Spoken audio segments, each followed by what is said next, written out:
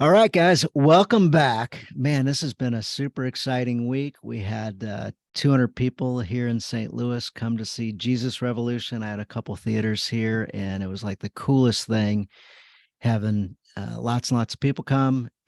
Some of the invitations that were made were able to, have conversations about Christ. Some were accepted, some were rejected, but it's about planting the seeds and seeing how they grow. And, it's kind of funny having a movie about hippies. So you can invite almost anybody, 40, 50, 60-year olds. Hey, man, you want to see a movie about some hippies? So some of those conversations turned fruitful, and some of them were trampled on a little bit, but results aren't up to me, they're up to God, so let him do his work. So anyway, that was fantastic, navigating that this week, and glad to see the box office was 15.5 million the first weekend, and 6 to 7 was the projected number. Nice. So for all the investors and everything in that movie, they're gonna come out quite well. So, all right, with that, let's jump in. This week we've got a awesome guy. You guys know I love F3 fitness, fellowship, and faith. F3nation.com. We've interviewed the founders and the president and bunch of people involved with F3, and we're bringing back a guy who's technically not like leadership in F3 or anything like that. Not at all. He's not a SC Greenville, South Carolina guy. It's a local St. Louis guy, and I got connected to him through another F3 guy. He says, "Hey, do you know Eric McPherson?" I was like, "No, I don't. Why should I know him?" And he says, "Well, he's a Christian counselor. He's got a lot of experience. Guys helped me with some marriage wisdom over the years, and he's an F3 guy, and he gets out there and gets after it." So for all the F3 guys listening, they're like, "Dude, what's his nickname?" That's right. Nickname is Miles Davis. Miles Davis. That's awesome. That's awesome. We don't need to get into the how and the why of how you're Miles Davis. It's an embarrassing story. So, as most of them are. Awesome. Awesome. So, anyway, welcome to the Journey of a Christian Dad podcast. Excited to have you here with us. Thanks. Yeah, I'm glad to be here. It's a good morning. I got my coffee. I'm ready to talk, and I'm excited to be here. Fantastic. So it's funny, when we got introduced, I had been literally praying. I'm like, man, I need to have a good, family guy on, good marriage guy on, counselor, not count like, but I'm like, I need to have somebody back on, and I don't know who I want to reach out to. And then it was just given to me. Like, Yeah. here you go. And then the movie came up and we connected on that. And, on short notice, like, yeah, let me, work on my schedule and we'll get this going. So, man, so excited to have you with us. Like literally a God ordained type thing. And the pieces just fell right together. So, Yeah, God is awesome that way. I call them those burning bush moments. When Moses was in the desert, he was a shepherd, and burning bushes in the desert were pretty common. I mean, that's not an unusual thing. But what was unusual about this burning bush was that it wasn't being consumed, like it kept burning. And Moses went to check it out because it was unusual. And it began a great conversation with God, and it changed the course of his life and the course of history. And so many times we need to pay attention to those burning bush moments. And this was one of those where this guy I don't know reaches out to me and is like, "Hey, I got a movie thing, I got a podcast thing." And I'm like, okay, it's so weird. I should probably pay attention to this. So I think as Christians, we got to pay attention to those burning bush moments, the weird things that's easy to dismiss and say, "Hey, I don't know about that." But if we pay attention, we often find God there. yes, yes, yeah, absolutely. I agree. I've had so many of those moments in my life. And I felt like a crazy person when I reached out to you with the number of different things, and also the urgency with the movie being like right now. So, Yeah. so We had that a was couple of funny. people go to the movie, by the way, and said it was excellent and highly recommended it.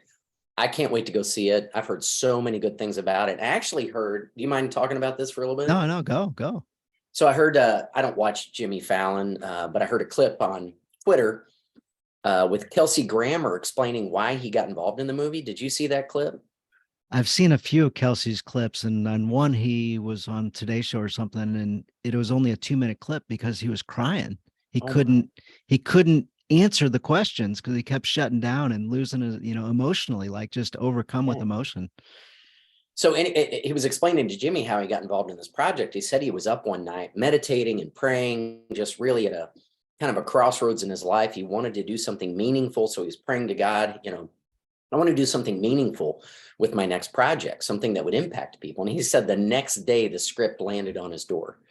And he said, well, this Wow. is the answer. I've got to do this. And that's how he got involved in the project. And I thought, man, that's an awesome story. That's a burning Wow. bush moment right there for Kelsey Grammer. He got involved in the project and loved it. So I can't wait to see the movie. That's cool. That's a really cool story. I didn't know. I knew there was this, but I didn't know the very next day. Like, that's amazing. Yeah. Yeah. Sometimes God answers your prayers like super quick and Mhm. obvious, and other times it takes a little while. And, Oh my gosh. God is mysterious and he's not clear about anything. Sometimes it takes years to know what the answer to the prayer was. So yeah, it's sometimes it's immediate and sometimes it's not. yeah, absolutely. Yeah. And Kelsey Grammer's wife says that was the best role, best acting, best all-time performance you've ever had. That's awesome. Cheers, had his own show. Like, Yeah. Frasier, sitcom. yeah, done some big things. So, Yeah. anyway, I thought just the whole story behind that was pretty cool. And then Jonathan Remi, who plays Jesus in The Chosen, Yeah. plays a hippie. Yeah. I know. I can't wait to see him in that role. It's going to be hard to see him as anything other than Jesus for the rest of my life. Yeah. So after you see the movie, let's talk again about that specific point. All right. But he pulls it off. So my question going in the movie is, how does he pull it off? And Right. then he pulls it off, and Awesome. you'll agree, and you'll see how, and all the stuff. So amazing. So anyway, let's jump in. So you've got a counseling practice. You've got a number of practitioners in your office. Christian Family Counseling. You've been involved in counseling for 23 years, and obviously, you're not counseling people that have a excellent marriage all the time. You Right. have quite a few that probably show up while they're on the brink of divorce, I imagine. Oh, yeah. Just a quick little rundown of Christian Family Services, because we do adoption, we do Connect Care, which is foster care. We do pregnancy support. We now have started a new program of transitional housing, because more of the young mothers that we're working with are choosing to parent instead of place for adoption, which is a good thing. That's a Mm-hmm. great, but many of them don't have resources. So we found that housing was a big problem in St. Louis. And so we started a transitional housing program where we put them up in an apartment and pay for everything for a year. We gradually step down our support so that by the end of the year and a half, they're fully self-sufficient in an apartment that they chose and decorated and made into a home. So we're super excited about that. But I've been involved in the counseling program at CFS for a number of years. That's really been my focus. And every counselor kind of finds their niche, whether it's play therapy or individual therapy or group work. And I have just always loved marriage therapy. And so you're right. I don't see marriages that are doing well, because if you're doing well, you're not going to go to therapy. I see marriages that are bleeding out. We have to do a lot of triage. They're on, death's doorstep. And then we see marriages that are just not so healthy, that just need a little bit of tweaking, and then everything in between.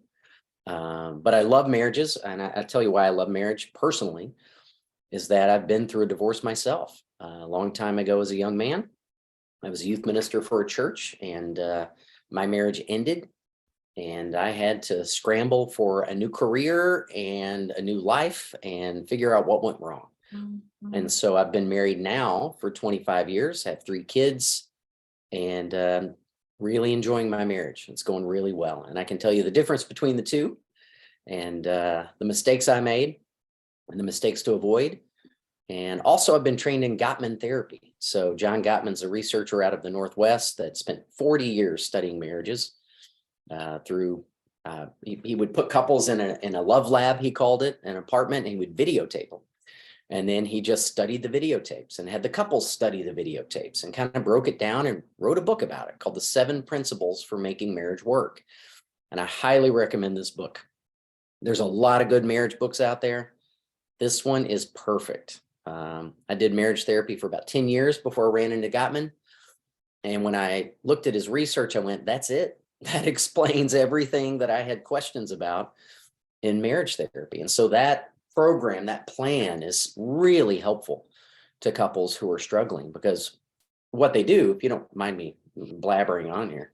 No, keep going. I do have some questions. However, you're on the track I'm going. So yeah, Okay, keep good, going. good, good. A lot of couples come in and look, every marriage struggles. We all struggle. I'm a marriage therapist, and my marriage is the hardest thing I do every day because it requires all of me. And I'm not good at that. I'm not naturally thoughtful, selfless, hardworking. I'm naturally kind of lazy and selfish. I don't like to brag, but I'm really good at being selfish and lazy. And my marriage is not compatible with that. And so I've got to work really hard at this. And my wife and I struggle. Our marriage is great. It's the best part about my life. I love our marriage, but we have to work at it.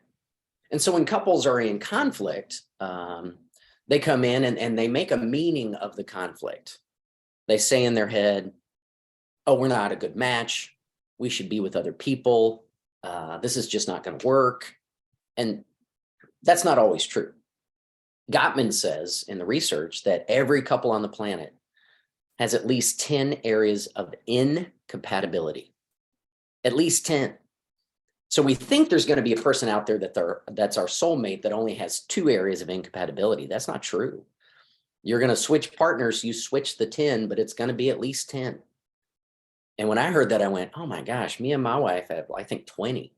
We don't spend money the same. We don't clean the same. We don't discipline the kids the same. We don't spend free time the same.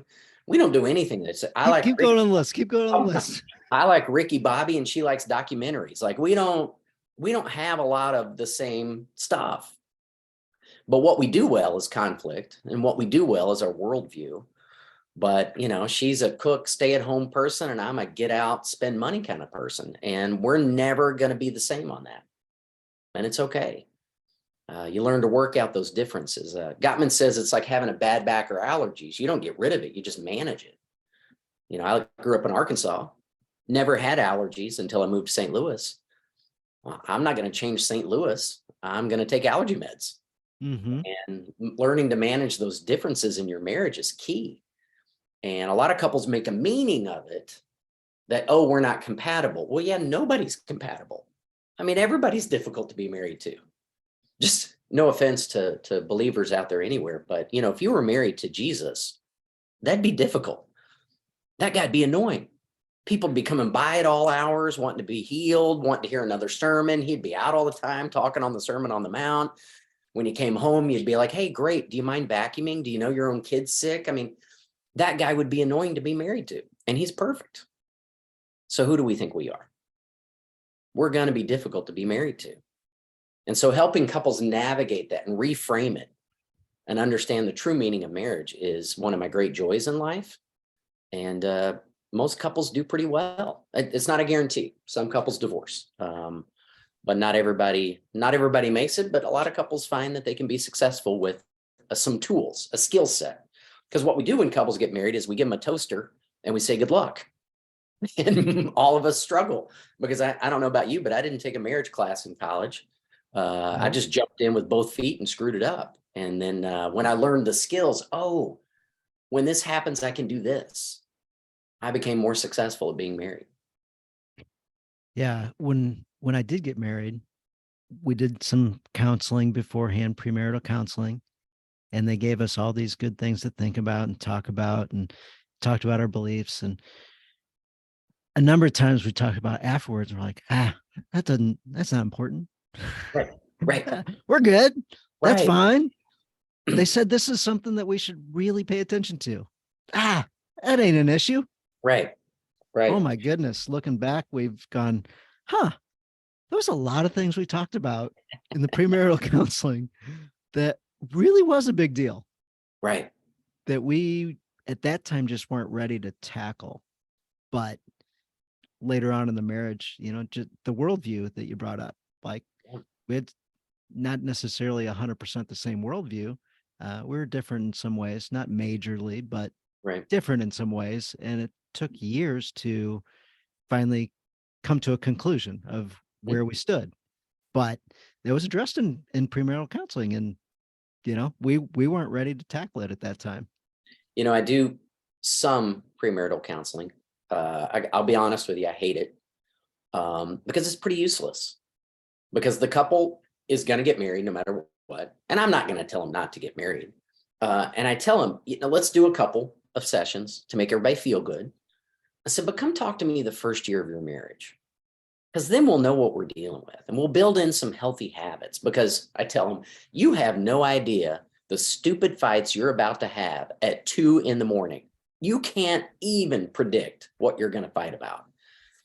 But when you're married, you'll know. And it's then that we want to build in some healthy habits to deal with that conflict instead of letting it get off the rails and become something more than what it is. Yeah. Yeah. I mean, it's so true. My dad once said, don't fall in love with the girl that you're going to marry. Fall in love with the woman after you're married. Yeah. Because, Dan, this whole thing starts because I thought my wife was pretty. Yep. And that's how the whole thing started. I saw her work one day and I was like, whoa, she is super hot, right? She wasn't a wife and a mother. I wasn't a husband and a father. We just like each other and decide to hook our lives together. And then she becomes a wife, and she didn't know how to do that. And I didn't know how to be a husband. And then we become parents, and I didn't know how to do that. There's no book for, well, there are books for that, but you don't read them before you have a kid. Right. And so we're thrust into these roles that we're not prepared for, and we do our best. But this whole thing started because I just saw a girl that was pretty. And I remind my kids all the time, she was my wife before she was ever your mom. And that's the way we're going to keep it. It was us in the beginning. It's going to be us at the end. You're a part of our lives, but you're hopefully going to leave my basement and live somewhere else. And it's going to be me and her. And so we've got to keep that a priority. And a lot of couples lose the marriage in the busyness of life. Now, you can be married 20 years and have birthdays and holidays and family reunions and vacations and soccer games and sporting events and have a great life. But if you don't focus on the marriage after 20 years, you look at each other and go, I don't even know you anymore. So we've got to make sure that marriages are prepared for when kids go to college, and you look at each other with the empty nest and you're ready for it. And most marriages aren't ready for it. They've had a great time, 20 years of activities and a lot of fun, a lot of joy, and a lot of love. But the marriage was last the whole time. And if the marriage isn't first, it's not going to do well at 20 years. Most divorces occur at 7 years and 20 years. 7 years because the kids are little and it's hard. It's super hard. 20 years because the kids go to college and you didn't work on your marriage for 20 years and you got nothing left. So we try to help marriages prepare for those two crisis moments and work through them. And most people that do are glad they did. The research shows that couples who are on the brink of divorce and don't divorce, 5 years later, report much greater levels of satisfaction and happiness than the couples who do divorce. That's not a guilt thing. It's a trend thing. Most couples don't regret putting in the hard work and staying together. They don't. You're not going to be sitting on the porch, sipping iced tea, watching your grandkids play in the backyard and look over at your spouse and go, dang it, I wish I'd divorced you 30 years ago. That's probably not going to happen. You're going to be glad you worked it out. You're going to be glad you stayed together. But giving those couples hope in the moments of difficulty is probably the biggest part of my job. You can do this. You can make it through. We can work on this. We can give you a skill set and teach you how to navigate this conflict. So that's why I really love doing what I do. You mentioned at least 10 things that aren't compatible in every marriage. Mm-hmm.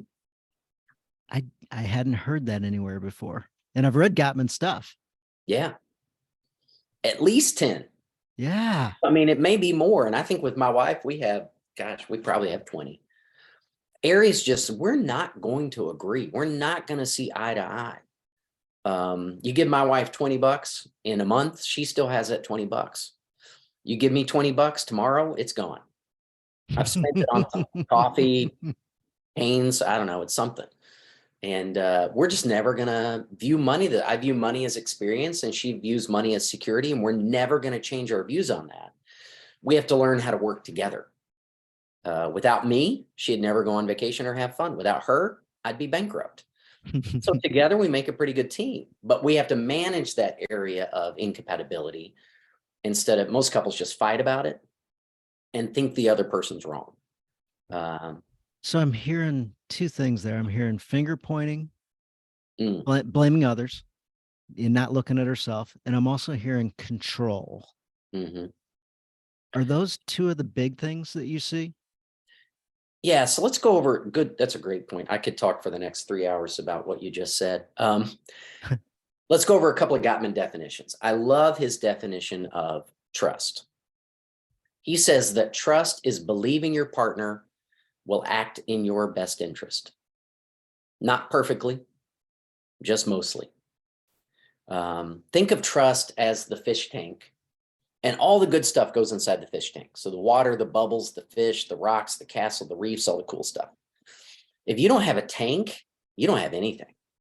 So if I go to the store and I buy the rocks and I buy the bubbles and I buy the fish and the castle and I come home and my wife says, cool, where's the tank? Oh, yeah, I forgot about that. And trust is that tank that allows everything else to happen. And a lot of couples shatter that tank. They take a sledgehammer to it, affairs, abuse, lying, stealing, cheating. A lot of couples just take a ball peen hammer and just, it's one little crack at a time. You know, you can die a death of 1,000 cuts. You can break a tank with 1,000 tiny little cracks.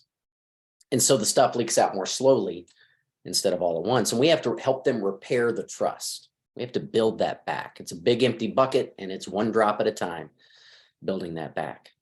The other definition is his definition of commitment. He says that commitment is rejecting the illusion of a better partner.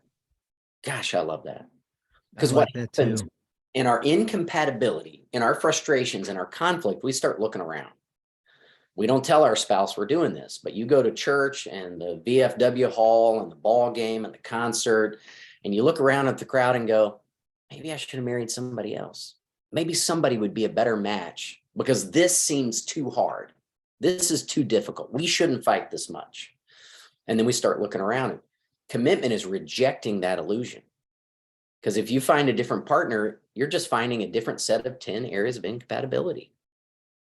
And so we have to reject that illusion that there's somebody out there better for us. And I'm not talking about abusive relationships or violent relationships. There are some relationships that should probably end. But most of us schlubs in the middle can make this work. But we have to reject the illusion that there's somebody else out there better for me. There's not. There's somebody else out there different, but not better.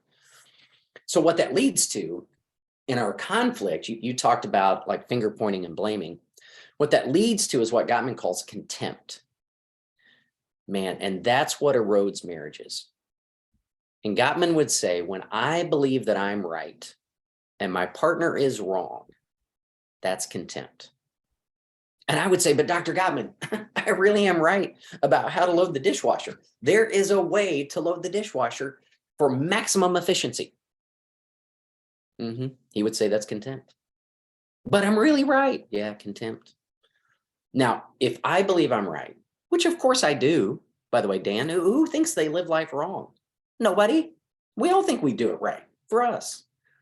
If I think I'm right and my partner is right, that's not contempt. That's cooperation. That's equality. That's problem solving. That's awesome. So I graciously allow my wife, I'm saying this very sarcastically, to load the dishwasher incorrectly because I got over myself and said, you know what? They get clean. They still get clean. Even if she doesn't load it the way I loaded, she does it the right way for her. And so we don't fight over that anymore. But it used to bug me. I know that's stupid. It is stupid. But it used to bug me. And it's 1,000 little things that a marriage can die from. And if I have contempt over that and I all day long, then it erodes the foundation of our marriage. That is a perfect stupid example of how stupid husbands and wives can get. Yeah. My wife and I have shared the story on the podcast before, but she didn't like the way I loaded the dishwasher, didn't like that I shrunk her favorite sweater in the dryer and, on and on. So I got fired from all the different household jobs you could possibly do, even when I was just being helpful. Right. And a problem I had was I accepted being fired from those jobs. They weren't jobs that I liked. They weren't jobs that I enjoyed. They certainly didn't pay very well. Right. And she was willing to do them all. Right. And then add being a mom to that. And then, of course, I don't make the formula right. I don't do whatever right. And so I accept being fired from all those jobs instead of stepping up and saying, hey, I agree. I'm not doing it the way you want. Like, let's talk about this. Like, you can't have all the household jobs. I'm Right. okay with you that, but I shouldn't be. But I Right. shouldn't be. Like, you're going to let me go the lazy way. You're going to let me do the easy thing. And ultimately, that's going to be bad for our marriage. And over time, we've balanced things out better. And, we've been able to work through and really, I don't know if it was contempt on her side, but I certainly had many contemptful thoughts and Right. convictions. And I'd look towards the negative side of things, trying to Right. build my case so that I could be right. And it doesn't feel like you're thinking that way about how you're right, but ultimately that's what you're doing. It's not a argument between you and your wife, but internally in your head it is, and you're trying to solidify your position. And man, that is the wrong way. And so I hear you say the word contempt, and I thought, yeah. And then it became cherish. And when I focused on the word cherish, it was a word that I could appreciate. And like, how can I cherish my wife today? Right. Another word was prioritize. So when I stick on words like cherish, prioritize, love, serve, all of a sudden my thinking goes towards being right. Right. And that being right is, yes, I did do something that cherished, loved, served, prioritized my wife in a way that she loved, and that type of thing. So sometimes you have to stand up and say, hey, we're not doing this the right way. Let's navigate this, as opposed to just being unspoken about things and taking the easy path. Yeah. I can tell you've read a little bit of Gottman, because that's exactly what I was going to say. The antidote, as Gottman says, to contempt is gratitude. Cherish, same word, appreciation. You know what comes naturally to me? Contempt. I don't have to work on that one. No, Uh, that one's the easy road. yeah. Well, scripture says the spirit struggles against the flesh. I think that's what this is talking about. That, I mean, drive around St. Louis. I can do contempt all day long for drivers in St. Louis. In marriage, the same thing happens. The contempt comes easy. That just happens. I don't have to plan it or work on it. Gratitude is a discipline that we have to practice. So I'll tell you my story. My wife is a hoarder. She's not, but to me, she is, because I'm a minimalist, right? And so I have a house dysmorphic problem. I think our house is much messier than it is. I have anxiety about clutter. I just do. It's my thing. And she likes stuff. She likes to collect a lot of stuff. She's a cook. She loves kitchen gadgets. We have over 500 cookbooks in our house. I've counted them, 500. And she uses and loves them all. And that's amazing to me, but it gives me a little bit of anxiety. And so it's easy for me to feel contempt for that, anger, and yeah, get frustrated with that, because I wouldn't do that. I like hotels. I like minimalist. I don't want a lot of stuff. And it's easy for me to grr all day long. And what I have to choose is gratitude. And here's my story. The reason we're together is because she keeps stuff. We worked together a short time at Chrysler doing some hiring for them for their Fenton plant. I know it's not there anymore, but Chrysler used to have a plant out there. And we did some contract work together, and I thought she was real pretty, but we didn't have much contact. But after the work ended, I threw everything away. I was like, I'm never going to see those people again. I'm never going to work that job again. And she kept the employee phone list. And she called me. And Dan, you're probably too young to remember this, but there used to be a thing called a voicemail machine, Oh a yeah, I little remember. tape. And I came home that one day, and I was in a period of my life where nobody called me. So I didn't get a lot of messages. And I came home one day and the little light was flashing. And I had a message. I was like, whoa, this is something new. And it was her. And she left a voicemail that said, hey, I'm new in town. I don't have a lot of friends. And I was wanting to know if you'd be my friend. Man, I couldn't call her back quick enough. I was so excited. This is the best phone call in my life. I really wanted to be her friend, because I don't know if I mentioned this, but she's pretty hot. So I was Yeah, really yeah. interested in being her friend. And so what I have to do in those moments where I'm frustrated, I have to be grateful, because what she does is keep things. And that's the reason we're together. And I have this great life. Her closet. And it is, would have been so easy for you to not put those two things together and stay yeah, on the contempt side because she's keeping all the stuff because you got a daily reminder around your house, as yeah, opposed to, wow, what a blessing that was. absolutely. And so that gratitude is a discipline. I have to look for that. The contempt is easy. I mean, that's lazy. The gratitude is hard work. And I have to be grateful for who she is. Listen to this. I have to be grateful for who she is. It is not my wife's job to be worthy of my gratitude. It is my job to be grateful unconditionally. But Mm. what we do a lot of times is you talked about the blame game. There's a disconnect in the marriage. The disconnect is nobody's fault. That's what happens. But in the disconnect, we blame the other person and wait for them to move towards us. Well, surely she'll apologize. I mean, she was crazy, and surely he'll apologize because he was a jerk. And if we do that, nobody moves. And the disconnect deepens. There's another disconnect and another one and another one. And I have to do the active work of being grateful and moving towards my wife. But what my brain says is she doesn't deserve me. That's, my brain is stupid sometimes in a fight. My brain says she doesn't deserve me, right? Because I do this and this and this, and she doesn't do anything, is what my brain tells me. And I have to actively work against that and be grateful for who she is, not who I want her to be. And that's hard.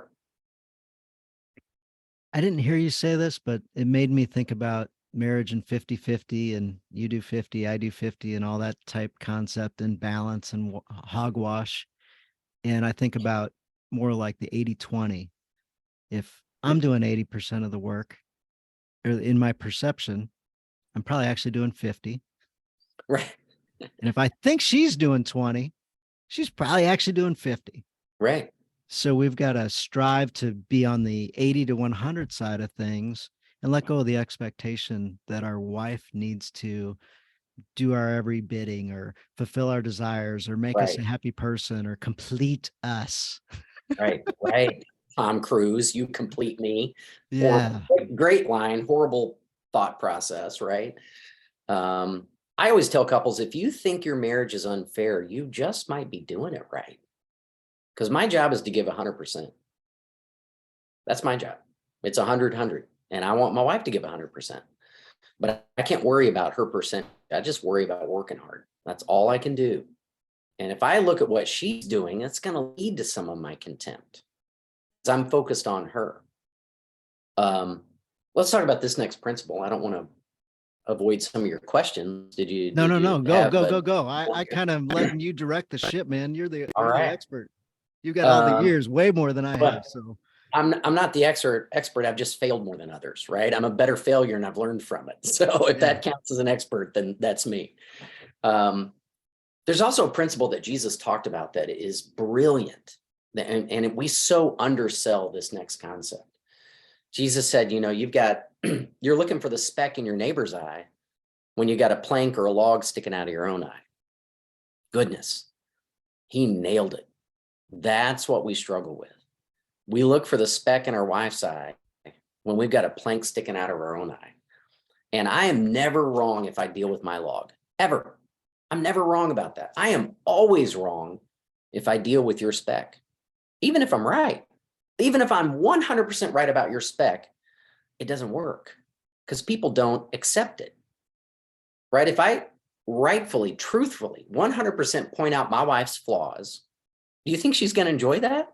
Do you think she's going to say, thank you so much for pointing out that I need to be more of a minimalist and throw things away? No, she's not going to accept that. What I can do is talk about my log. And I do. I say things like, hey, I can't go in the cat room anymore. That's what I call our junk room down in the basement. It's the cat craft junk laundry basket room. And I got issues. I don't know why I have issues, but I do. And I can say, hey, I can't go in there.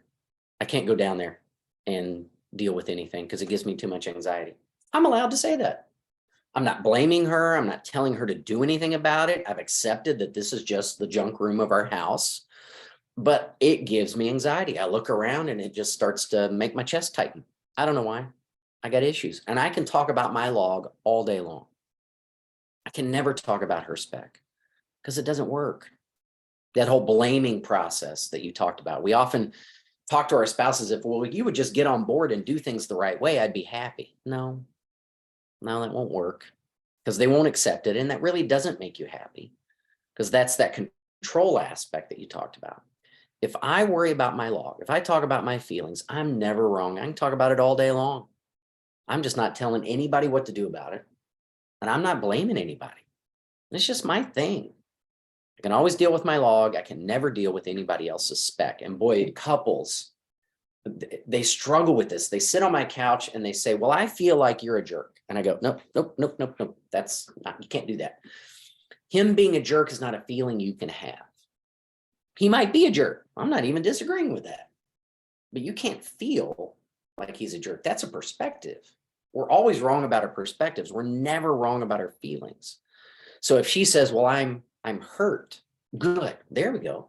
That's a good word. You can say that all day, every day. I feel betrayed, hurt, disappointed, angry, frustrated, jealous, lonely, unimportant, not cared for. Yes, yes, yes, yes, yes. If I say, you don't care for me, I'm wrong about that because the other person's not going to accept it. They're not going to go, you're right. I don't care for you. That's never going to happen. They're going to reject it. But I can talk about my log all day long. And look, Jesus modeled this for us. If you read through the Gospels and the red letter edition, he consistently said, I and the Father are one. I glorify the Father. Father glorifies me. I'm in him. He's in me. He talked about his experience with God. He never once said anybody else wasn't. Now, he did ride the Pharisees a little bit. He was hard on them. But to the normal, everyday schlub like us, he never told anybody else they weren't one with God. He just talked about his experience. And people said, you can't say that. He didn't back off. That was his log. I'm just telling you, I'm one with God. He never backed off that. And so he modeled this for us. And it's a powerful relational tool that if we could learn to talk like this everywhere, not just in marriages, with our kids, with our coworkers, with our friends, if we talk about our logs, we're never going to be wrong. I tell my kids as a parent, hey, whatever the behavior is making me anxious. It's making me upset. I'm not telling them not to do the behavior. I'm just telling them where I'm at, what I'm worried about. And then we have a good conversation about it. Because if I try to manage their spec, I don't know if you have teenagers, but boy, teenagers do not like it when you try to manage their spec. And so it's 100% failure rate if you try to manage their spec, but I can talk about my log all day long. So that's a big point that we talk about in marriage therapy all the time, the spec and log problem. What about being curious? How can curiosity play a part in that? Well, I don't know if this is where you're going, but I think curiosity is a great tool. Whenever there's a disconnect, there's some tension, you feel it, right? And as a husband, I can say, whoa, hey, what's going on right now? What are you feeling?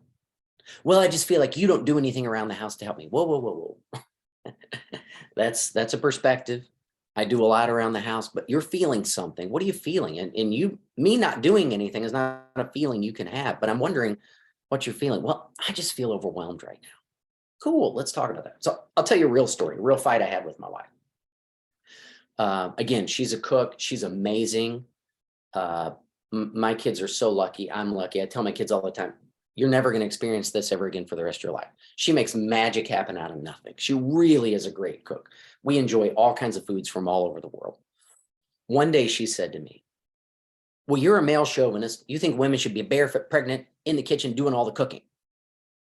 That was a big fight because I do not see myself as a male chauvinist. I'm all about women empowerment. And so that was a big fight because I got my feelings hurt and we had one of those big fights.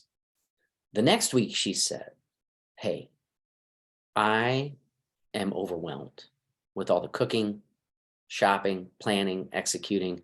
I'm starting to hate cooking. And I went, whoa. I mean, that would be like me saying I hate football. Like something's wrong. Get me to the hospital. Mm-hmm. I said, gosh, what can I do to help? She said, can you just take over one night a week? I was like, sure, I can do that. I love to help. I love to be a hero. I said, yeah, I'll do Tuesdays. I get home a little bit early on Tuesdays. I'll run by Aldi's. I'll come up with something. My kids hate Tuesdays. right? Because the food is not good. I've got some recipes, the world's worst crock pot lasagna recipe. You want it? I got it. A crock pot fried rice that was horrible. But my kids never died. They never got food poisoning. And my wife wasn't overwhelmed anymore. So when she talked about my spec, which she was 100% right, I didn't do any of the cooking because she's good at it and I'm not. When she talked about my spec, it caused a fight. When she talked about her log, we solved a problem. And most marriages never understand that difference. And so all the responsibilities and all that type thing, if we help ease our wife's burden, and guys, listen, you're going to care about this one. This will be where we end it. Maybe this is the challenge for the week. We always end with a challenge. So here's your benefit, guys, I believe. And I'm going to ask Eric the question that you want to ask him. So if we do those things, is it kind of logical that we shouldn't necessarily expect more sex? However, a byproduct can be, by having a loving relationship, that you care for your wife and help take her burdens off her, that you will get more sex? That is the goal. And look, we are not perverts. That is not all we think about. That's how we feel close to our wives. That's the vehicle we use to get there. I want the same thing as my wife. I want to be close to her. The physical act of intimacy is how I get there. She's the opposite. She needs the relationship to be in a good place before that can ever happen.